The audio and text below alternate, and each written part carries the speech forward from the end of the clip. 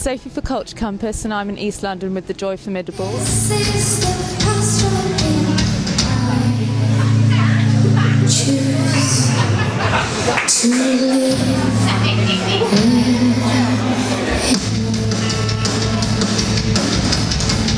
Ahead of their gig for Clark's Originals.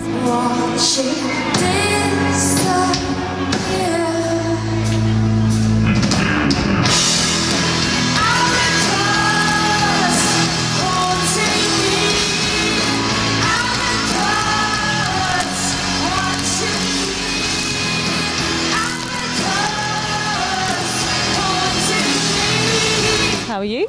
Very well, thank you. Very well, thank you. How are you? Yeah, not too bad. A bit chilly, but it's warming up now, isn't it? It is, yeah. We've had some really good heaters, actually. Big jet engine type heaters. That's what we like. It's the powerful looking contraptions. It's the downside of having creative venues, you know. There's pros and cons, but no, well, there's always thermal underwear, though, isn't there, dear? Well, yeah, I know all about that.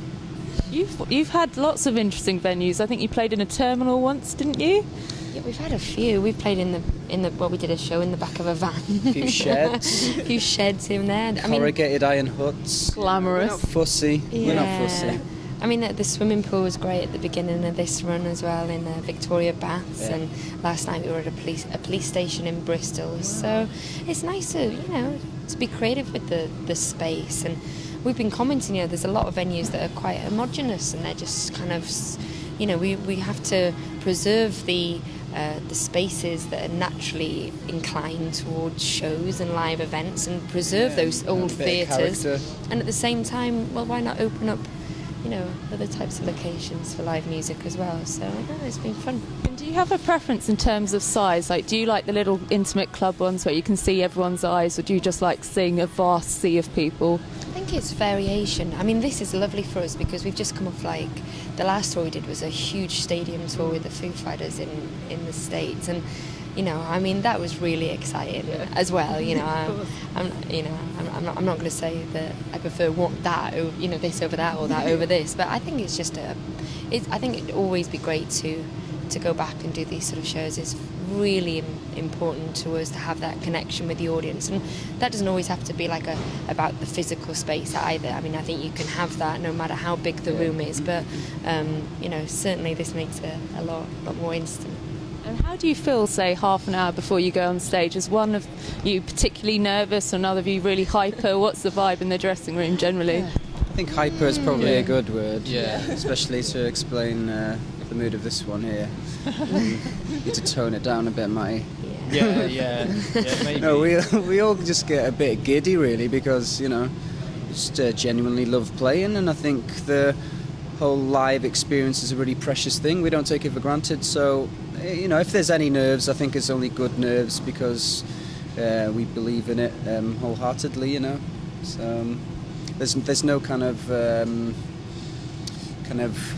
real worriedness about what people will think or anything like that. We're very confident in what we're doing, but just in terms of being our own worst critics, I think that is there, but I think that's important. So it's a quality high then, doesn't it, I guess, if you put that pressure on yourselves to be the best at what you do. You've got to be proud of what you do, and that goes for everything, the writing, the albums, everything you release. You don't have any regrets, and we don't. So.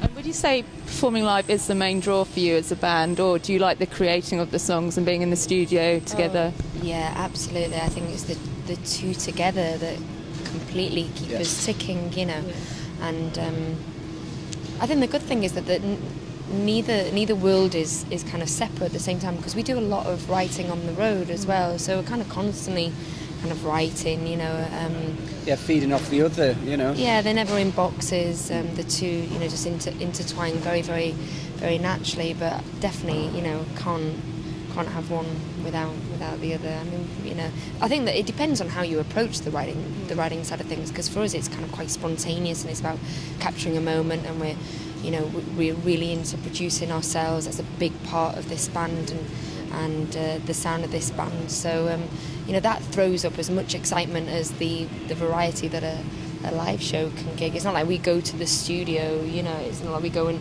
we map out our calendar around going to the studio for a couple of months of a year. You know, it's a constantly changing, moving. Get the ideas thing. down then and there. You know, the spontaneous element. I think it's important to preserve that. You know.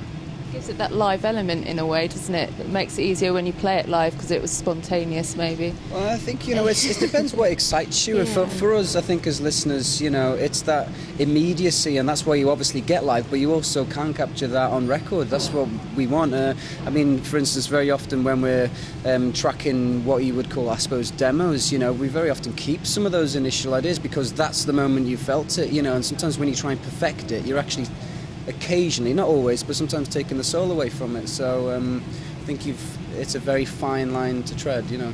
I saw you post a picture on your blog of a lovely Heartdoor house in the woods. Is that how you write better when you're away from distractions and city life, or is that just the way it's panned out? No, it varies.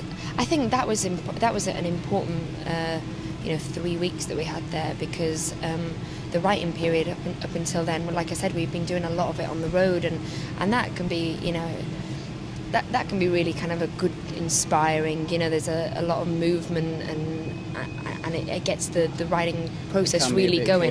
Yeah, but at the same time, sometimes it's hard to just have that time to reflect and actually consolidate. So I think for us it just felt like the perfect timing, really. I think we needed to completely get away from everything, and we were in a little log cabin like in the middle of Maine, you know, up by the Arctic Circle, and you know, and literally we didn't see a soul, you know, for those 3 weeks. I mean, I was actually starting to converse with the wildlife, you know. It's like I was feeding the squirrels and the possums, and I was like, you know, looking forward to them, you know, coming to the front door for like fucking Snow White or something, you know. So you're a big fan of Snow White, aren't you? I think I read online that you love the soundtrack. Oh, I think we all are. All Disney soundtracks are classics, man. You know, in their own rights, you know. So. I was trying to gauge what your inspirations are in general, and I think John Coltrane came up, Anna Calvi, Snow White, and then also rainforest sounds. But what do you... That's you. Yeah. Big fan. Yeah, it's nice and relaxing, you know. He's quite hypo, so he needs those calming CDs. Yeah, you know? I need to generally, if I'm hearing rainforest sounds, I'm a lot calmer than normal. That panpipes, dolphin, whale noises. Yeah, my screams. internal soundtrack is more like... Exhausting. Exactly what I was just about to say. Yeah. So, it's a nice change. In terms of sounds that might kind of influence the sound on the new stuff, are there any current sounds that you think that might pop in or might influence somehow?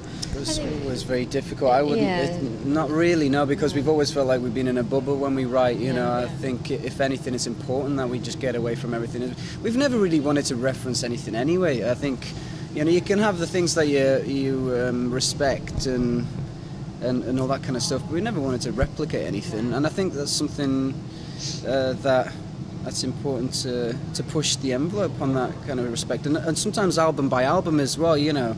We've only done one kind of main debut album, and yet, you know, people think, oh, that's your sound and you can't be anything else. Well, not wait necessarily. till you hear the next one, okay? You know, because people... Yeah, it sounds like a threat to me. But, you know, it has to exist within its own body as well, you know. It can't be scatty, it's got to have one voice, but you can develop as well, you know. We're interested in all kinds of music, and it does filter into our writing, you know, not consciously. It's just good and bad music, isn't it? You know, we're not just a guitar band playing loud music. That's not what we're interested in, you know, so... I know you were very pleased with the outcome of the first one. You were very proud of it. You said it was considered but had enough aggressive elements in there.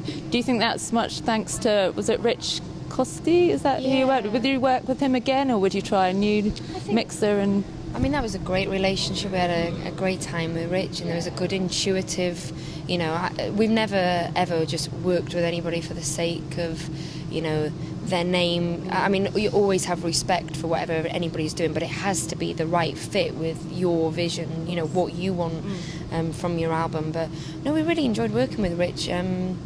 But I think it's always good to swap it up. We produced the first album, a lot of the first album ourselves. We've produced the second album completely ourselves, and we've got somebody very exciting on the cards to mix it. So, can you reveal that, or is it top secret? Well, it's a little bit. It hasn't been completely confirmed yet, but we know it's going to happen. But yeah, so I think it's just good to. Most important thing is that you work with people who get it, and that you can kind of swap good, passionate ideas. Okay, and next you're going to San Francisco, I believe, on March the 12th. Yeah. And then after that, what about festival season over here? Is there anything you can reveal yet about that? Well, if anything, I would say that we're probably going to be a little bit quieter this year, just because our album is likely to come out towards the end of the year, maybe September. I mean, we'll see. Obviously, we're still to mix it and so forth, but in terms of the festivals, I think it'll be quite scattered. I mean, we need to go back to some places in Europe. We felt like we've neglected quite a few countries, been very busy in the States. So we'll certainly do a few, but I think with the album coming out later on in the year, I would say maybe next year's when we'll really be busy on the festival front. But we're always gigging, it will never completely go away, Another threat is that we're not leaving, we're not going.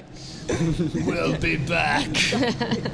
Right, I've got to let you go now so you can fully warm up for your gig, but thank you for talking to me and best of luck. Thank you. Thank you. Thank you very much. Thank you.